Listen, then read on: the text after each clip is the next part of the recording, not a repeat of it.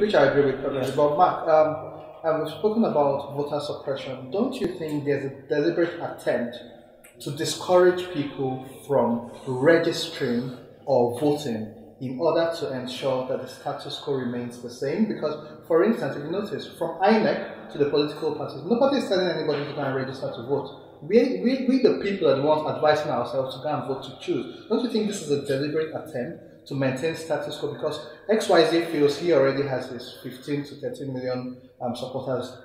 ABC feels he has his 11 to 13 million. But what about the unregistered people, the non-voters who are eligible to vote but are not voting? Don't you think this is deliberate to retain the status quo?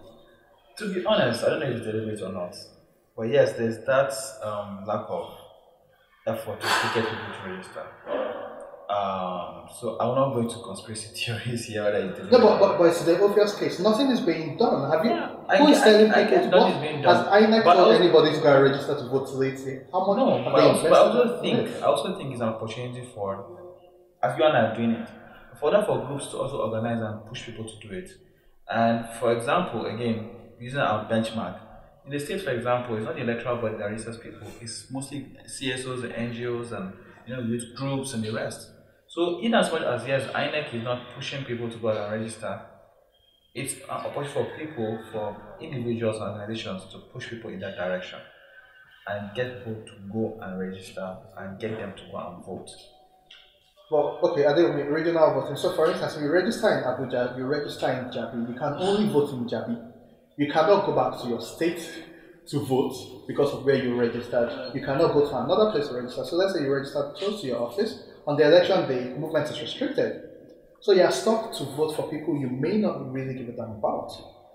How does that affect the true result when you go from local governments to states to federal to your representatives and presidents? Don't you think that plays a major role in putting us in this trouble we are in?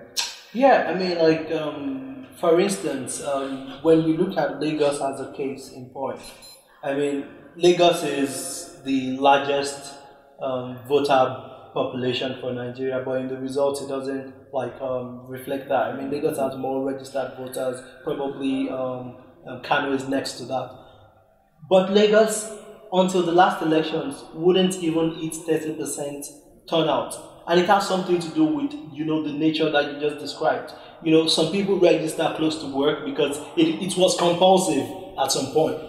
People made it feel like, oh, you must do this to access certain services. There was that kind of outcry about national ID card as well. A national ID at some point as well. You got it right. So people register, but in the reality, there's this urban, suburban transit where people work in Lekki, but they live in Ipaja or somewhere, Ibafo, or all of those places. I mean, I'm trying to throw up names, but people live far away from where they work.